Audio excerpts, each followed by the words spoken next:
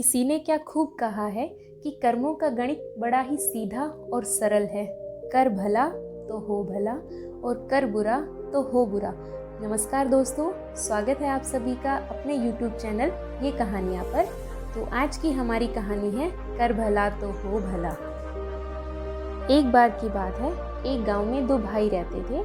बड़ा भाई अमीर था, उसके पास किसी बात की कोई कमी नहीं थी, लेकिन उसका जो छोटा भाई था वो बेचारा गरीब था और मेहनत मजदूरी करके पेट पालता था। एक दिन किसी बात को लेकर दोनों भाइयों में बहस होने लगी। बड़े भाई ने कहा, आजकल भलाई का जमाना ही नहीं रहा। आज की दुनिया में भले को तो भीख भी नहीं मिलती, इसलिए दूसरे का चाहे बुरा ही क्यों ना हो, अपने भले की बात ही पहले सोचनी चाहिए। यह सुनकर छोटा भाई बोला, नहीं भैया, अगर हम दूसरों को कष्ट देंगे तो हमारा अपना भला कैसे हो सकता है। छोटे भाई की बात सुनकर बड़े भाई ने कहा कि चल हम गांव के लोगों से पूछते हैं, अगर तेरी बात सही निकली तो मेरे पास जितना धन है वो सारा तेरा, और अगर मेरी बात सही निकली तो तेरे पास जो धन है वो सब कुछ मेरा। छोटा भाई मान गया और दोनों गांव में गए। गांव में पहुंचकर एक से पूछा, दो से पूछा, तीन से पूछा, तो सभी लोग यही कहने लगे कि भाई आजकल भलाई का तो जमाना ही नहीं रहा। भलाई करने वाला तो भूखा मर रहा है, उसका गुजारा भी मुश्किल से होता है, और जो बुरी राह पर चलता है वह खूब फलता फूलता है और धन धान्य से सुखी रहता है। अब गांव के लोगों ने ये कहा। ये सुनने के बाद वादे के हिसाब से छोटा भाई शर्त हार चुका था, इसलिए उसके पास जो भी छोटा खेत का टुकड़ा था उसने अपने भाई को देना पड़ा। कुछ ही दिनों बाद अब भोला दाने दाने को मोहताज हो गया। उसकी बीवी और बच्चे भूख से मरने लगे, खाने का कोई उधार नहीं देता था। अब एक दिन क्या हुआ कि वह चावल लेने के लिए अपने बड़े भाई के पास गया। छोटे भाई ने सोचा कि बड़ा भाई ही तो है, वह दे देगा, और उसने वहां जाकर कहा, भैया 10 किलो चावल दे दो, घर में अन्न का दाना तक नहीं है, बच्चे भूखे मर रहे हैं। बड़े भाई ने कहा, पैसे दे दो और जितने चाहे चावल ले जाओ। भोला ने कहा, ऐसे तो नहीं है। इस पर बड़े भाई ने कहा, तो फिर अपनी एक आंख दे दो। यह सुनकर छोटे भाई ने सोचा कि शायद बड़ा भाई मजाक कर रहा है, परंतु बड़े भाई ने सच में 10 किलो चावल के बदले भोला की एक आंख निकलवा ली। चावल लेकर जब भोला अपने घर वापस आया तो उसकी यह हालत देखकर उसकी बीवी और बच्चे रोने लगे कि तुमने यह क्या कर दिया, और साथ ही साथ बड़े भाई को भी कोसने लगे। अब थोड़े दिन तो आराम से निकल गए, लेकिन अनाज धीरे धीरे फिर खत्म हो गया। भोला सब जगह से हार कर फिर से बड़े भाई के पास पहुंचा, और बड़े भाई ने अनाज के बदले फिर से भोला की दूसरी आंख निकलवा ली। वापस घर आने पर बीवी बच्चे उसे देखकर फिर से रोने लगे, और उसकी पत्नी कहने लगी कि तुमने ये क्या कर दिया, अब हमारा क्या होगा। छोटे भाई ने कहा कि अब मैं अंधा हो गया हूँ, तुम एक काम करो कि मुझे सड़क के किनारे बैठा आना, लोग मुझे भीख दे देंगे, इससे हमारा काम चल जाएगा। दूसरे दिन से उसकी पत्नी उसे रोज रास्ते पर बिठा आती, जिससे उनका रोज का काम चलने लगा था। एक दिन उसे बैठे बैठे बहुत देर हो गई, उसकी पत्नी उसे लेने ही नहीं आई। उसने बहुत समय तक उसका इंतजार किया, तो वह खुद ही अंदाजे से अपने घर की तरफ चलने लगा, परंतु दिखाई ना देने के कारण वो रास्ता भटक गया। आखिर एक जगह रुककर उसने सोचा कि मैं यहीं बैठकर रात गुजार लेता हूँ, अगर आगे चला तो रास्ता भूल जाऊंगा। तो वह एक पेड़ के नीचे बैठ गया। कुछ समय बाद एक तूफान सा आया और उस पेड़ के ऊपर से कुछ आवाजें आने लगी। दरअसल बात यह है कि वहां पर 4 भूत आए थे। उन चारों में से एक उनका सरदार था। चारों भूत जो थे वो बड़े ही खुराफाती किस्म के थे। सब मिलकर पूरा महीना लोगों को सताते थे, और एक दिन आकर सरकार उनका हिसाब किताब करता था, और आज उनका यही दिन था।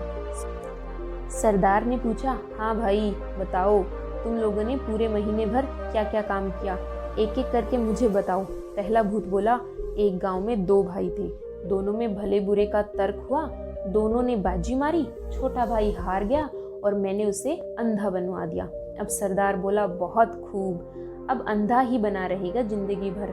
वह क्या जाने कि इस पेड़ की ओस की बूंद लगाने से उसकी आंखें ठीक हो सकती हैं। दूसरा भूत बोला, मैंने रामनगर जिले के सारे नदी, नाले, झीलें, झरने, तालाब, कुएं सब सुखा दिए हैं। हर जगह पानी के लिए हाहाकार मचा हुआ है। कई कोस तक पानी नहीं है। सब यूं ही तड़प तड़प कर मर जाएंगे। सरदार फिर बोला, बहुत खूब, प्यासे मरे सब। उन्हें क्या पता कि वहीं पहाड़ के तले से 7 मिट्टी की परतें हटाने से पानी फिर आ सकता है। तीसरा भूत बोला, सरदार जी, राजा की बेटी की शादी होने वाली थी। नगर में चारों तरफ खुशियां मनाई जा रही थी, पर मैंने राजकुमारी को गूंगा बना दिया, जिससे उसकी शादी नहीं हो पाई और महल में मातम छा गया। सरदार बोला, वाह, बहुत खूब, वह गूंगी ही रहेगी। किसी को क्या मालूम कि इस पेड़ की जटा को पिला देने से वह बोलने लगेगी। खैर चलो, 1 महीने बाद इसी दिन इसी समय हम यहीं मिलेंगे। फिर से एक तूफान सा उठा और चारों भूत वहां से चले गए और तब तक सवेरा हो चुका था। अब छोटे भाई ने सबसे पहले वहां की ओस की बूंदें अपनी आंखों पर लगाई और ये क्या, उसकी आंखें लौट आई। वह खुशी से झूम उठा। उसने जल्दी से पेड़ की जटा ली और अपने घर वापस लौट आया। उसकी आंखें वापस आ जाने से उसके परिवार वाले सभी बहुत खुश हो गए थे। उसने सारा किस्सा अपनी पत्नी को सुनाया और घर से निकलकर सीधे रामनगर पहुंचा। वहाँ की हालत तो रोने लायक थी। सूख कर धरती फूट रही थी, कहीं एक बूंद तक पानी नहीं था। हाहाकार मचा हुआ था सब जगह। उसने पहाड़ की नीचे की मिट्टी की 7 परतें निकाली ही थी कि कुएं, तालाब और झीलों में पानी हो गया, जिससे खुश होकर वहाँ के राजा ने उसे अपार धन दिया। उसके बाद भोला राजा के महल पहुंचा। जाते ही उसने कहा, महाराज, मैंने सुना है कि राजकुमारी गूंगी हो गई है, मैं उसे ठीक कर सकता हूँ। और उसने झट से पेड़ की जटा को पीसकर राजकुमारी को पिला दिया और राजकुमारी बोलने लगी। अपनी बेटी को बोलता हुआ देखकर राजा बहुत खुश हुआ और राजा ने छोटे भाई की झोली सोने की असरफियों से भर दी। उसे गाड़ी, घोड़ा और साथ ही में उसके परिवार को रहने के लिए महल भी दिया। भोला धन से लदा घर लौटा तो उसके परिवार में खुशी की लहर दौड़ गई। लेकिन उसके बड़े भाई ने जब यह सब देखा तो उसे जलन होने लगी। उसने झूठ में ही भोला से माफ़ी मांगी और गिड़गिड़ाने लगा। तो भोला ने उसे वो राज बता दिया। अब बड़ा भाई भी उसी जंगल में गया और उसी पेड़ के नीचे बैठ गया। अब हुआ ये कि इन बातों को बीते हुए 1 महीना हो गया था और आज वही दिन था जब भूतों का आना तय था। तो वहीं तूफान सा आया और भूतों की आवाज़ आने लगी और वो आपस में पूरे महीने का हिसाब करने लगे। भूत कहने लगे कि जो किया कराया था सब पर पानी फिर गया, जरूर किसी ने अपना भेद सुन लिया है। जब भूत उस पेड़ से उतरे तो उन्होंने देखा कि वहाँ एक आदमी बैठा हुआ है और बस फिर क्या था, उन्होंने सोचा कि यही वो इंसान है। तो भूतों ने झट से बड़े भाई का गला घोंट दिया और उसे वहीं पर ही मार दिया। तो दोस्तों, भला करने वालों की भगवान परीक्षा जरूर लेते हैं, पर कभी भी उनका बुरा नहीं करते। मनुष्य को हमेशा संतुष्ट रहना चाहिए। जो ज़्यादा लालच करता है उसका हाल बड़े भाई के समान होता है।